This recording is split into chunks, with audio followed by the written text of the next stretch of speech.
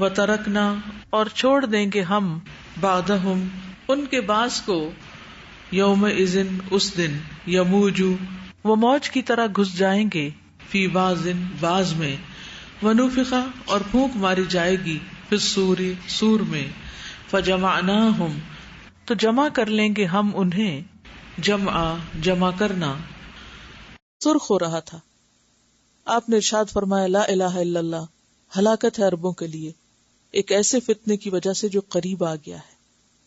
آج یاجوج ماجوج کی دیوار میں اتنا سوراخ ہو گیا اور آپ نے دونوں ہاتھوں کی انگشت شہادت اور انگوٹھے ملا کر دکھائے. حضرت زینب نے عرض کیا یا رسول اللہ صلی اللہ علیہ وسلم کیا نیک لوگوں کی موجودگی میں ہی ہم ہلاک ہو جائیں گے؟ یعنی نیک لوگ ہوں گے پھر بھی ہلاکت، کیونکہ اللہ کا یہ وعدہ ہے نا کہ جب تک کسی بستی کے اندر استغفار کرنے والے لوگ موجود ہوں تو اللہ اس کو تباہ نہیں کرتا. آپ نے فرمایا نہیں، جب برائی عام ہو جائے گی، یعنی نیک لوگ موجود ہوں گے تو یہ فتنہ نہیں ہوگا. جب برائی کثرت سے ہو جائے گی اور نیک بہت کم ہو جائیں گے پھر. یاجوج ماجوج اولاد آدم ہی میں سے ہیں، یہ بھی یاد رہے. حضرت عبداللہ بن عمر نبی صلی اللہ علیہ وسلم سے روایت کرتے ہیں، آپ نے فرمایا یاجوج ماجوج آدم کی اولاد سے ہیں. اگر وہ آبادیوں میں بھیج دیے جاتے تو لوگوں کے اسباب زندگی برباد کر دیتے، تو اللہ نے ان کو قید کر رکھا ہے. کہا جاتا ہے کہ نوح علیہ السلام کے بیٹے یافس کی اولاد سے 2 بھائی یاجوج ماجوج پیدا ہوئے جن کی نسل یاجوج ماجوج کہلاتی. تاریخی روایت ہے. بہرحال یہ طبرانی کی روایت تھی پچھلی جو میں نے پڑھی کہ وہ آدم کی اولاد ہے. یاجوج ماجوج کے چہرے چوڑے اور موٹے، آنکھیں چھوٹی، بال سرخی مائل سیاہ ہوں گے. ابن حرملہ کہتے ہیں رسول اللہ صلی اللہ علیہ وسلم نے خطبے میں ارشاد فرمایا تم لوگ کہہ رہے ہو کہ اب دشمن نہیں رہا، حالانکہ تم لوگ ہمیشہ اپنے دشمنوں سے جہاد کرتے رہو گے حتیٰ کہ یاجوج ماجوج نکل آئیں گے. چوڑے چہروں والے، چھوٹی آنکھوں والے، سرخی مائل سیاہ بالوں والے، ہر بلندی سے دوڑتے ہوئے آئیں گے. ان کے چہرے چمڑا بھری ڈھال جیسے موٹے ہوں گے، یعنی پھولے ہوئے چہرے ہوں گے. اسے احمد اور طبرانی نے روایت کیا ہے.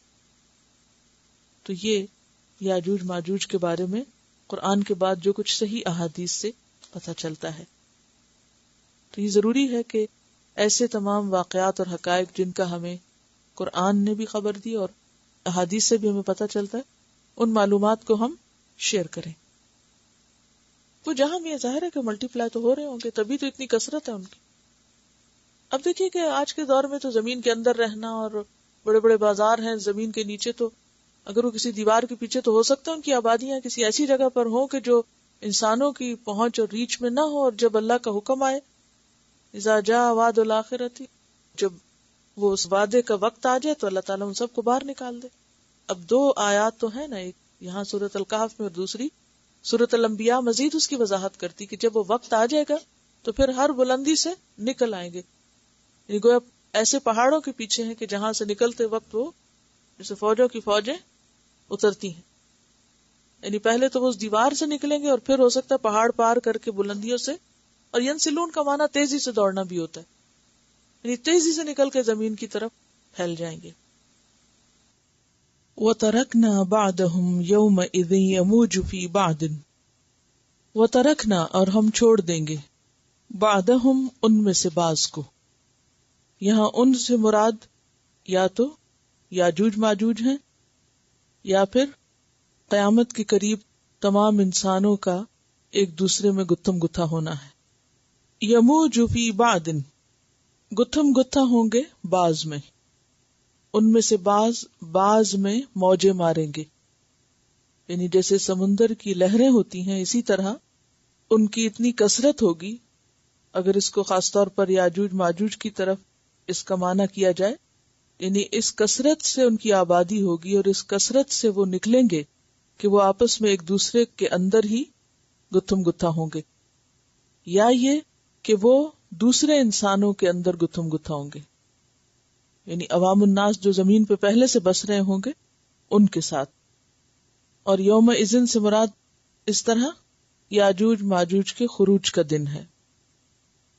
وَنُفِخَ فِي الصُّورِ، اور سور میں پھونک مار دی جائے گی۔ اسرافیل علیہ السلام کو اس کام پر مقرر کیا گیا ہے۔ فَجَمَعْنَاهُمْ جَمْعًا، پھر ہم جمع کر لیں گے ان کو جمع کرنا، ان سب کو اکٹھا کر لیں گے۔ ان سب سے مراد انس، جن، ملائکہ، وحوش، ساری مخلوقات۔ جہاں تک سور پھونکنے کا تعلق ہے تو دو طرح کے سور کا ذکر ملتا ہے۔ ایک اس وقت سور پھونکا جائے گا جب سب لوگ مر جائیں گے، یعنی جس کے بعد، اور پھر دوبارہ پھونکا جائے گا جس سے سب مرے ہوئے اٹھ جائیں گے، جس کے بارے میں سورۃ الزمر میں آتا ہے۔ ثم نفخ فیہ اخری فاذا هم قیام ینظرون، کہ دوسری بار جب سور پھونکا جائے گا تو سب اٹھ کر کھڑے ہو کر دیکھ رہے ہوں گے، یعنی جیتے جاگتے انسان ہوں گے۔ اس آیت سے پتہ یہ چلتا ہے کہ یاجوج ماجوج کا خروج قیامت کے بالکل قریبی زمانے میں ہوگا، یعنی پہلے دجال نکلے گا، پھر عیسیٰ علیہ السلام آئیں گے اور اس کو قتل کریں گے، اور پھر اس کے بعد یاجوج ماجوج نکلیں گے۔ سورۃ الانبیاء میں جو آیت آتی ہے اس سے بھی یہ پتہ چلتا ہے کہ جب وہ سب نکل آئیں گے تو پھر اس کے بعد کیا ہوگا؟ وَاقْتَرَبَ الْوَعْدُ الْحَقُّ، سچے وعدے کا وقت قریب آ جائے گا۔ حَتَّى إِذَا فُتِحَتْ يَأْجُوجُ وَمَأْجُوجُ وَهُمْ مِنْ كُلِّ حَدَبٍ يَنْسِلُونَ وَاقْتَرَبَ الْوَعْدُ الْحَقُّ، یعنی یاجوج ماجوج کے نکلنے کے بعد وعد الحق یعنی قیامت کا وعدہ پورا ہو جائے گا، قریب آ جائے گا۔